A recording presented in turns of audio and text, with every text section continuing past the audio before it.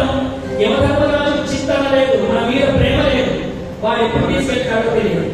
అందుకని ఇలా రోజులు లెక్క పెట్టుకోకుండా ఎప్పుడైతే దానం చెయ్యాలని మనసులో అనిపిస్తుందో వెంటనే దానం చెయ్యమని మనకు శాస్త్రం చెప్పింది.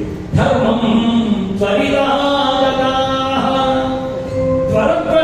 ధర్మాన్ని చేసేయాలి, దానాన్ని చేసేయాలి.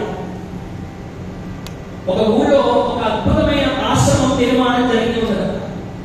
అనేక మంది దాతలు దానికి సహకరించారు. ఆశ్రమానికి ఒక అద్భుతమైనటువంటి స్వామీజీ వచ్చారు. స్వామీజీ రాగానే అందరూ భక్తులందరూ గుమిగూడారు.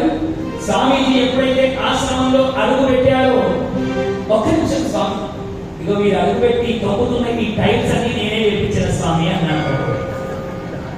స్వామీజీ లోపల అడుగు పెట్టగానే స్వామి స్వామి అదిగో ఆ ఈశాన్యంలో బావి నేనే తొలగించాను స్వామి. ఇలా ఒక్కొక్కడు వాడు చేసినటువంటి దానులు అన్ని స్వామీజీకి చెప్పుకుంటూ ఉంటే వెనకాల ఎర్రటి ఎండలో వచ్చారు స్వామీజీ.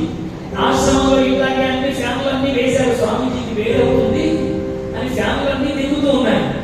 ఒకడు పరిగెత్తుకుంటూ వెనక నుంచి అందరినీ తోసుకుంటూ ఆశ్రమం లోపలికి వెళ్ళిపోయి టకా అన్ని ఫ్యాన్లన్నీ బంద్ చేశాడు. ఫ్యాన్లు ఎందుకు బంద్ చేశావురా అని అడిగితే ఫ్యాన్ల రెక్కల మీద మా నాన్నగారి పేర్లు ఉన్నాయా, స్వామీజీ చూపెట్టాలి అన్నాడు.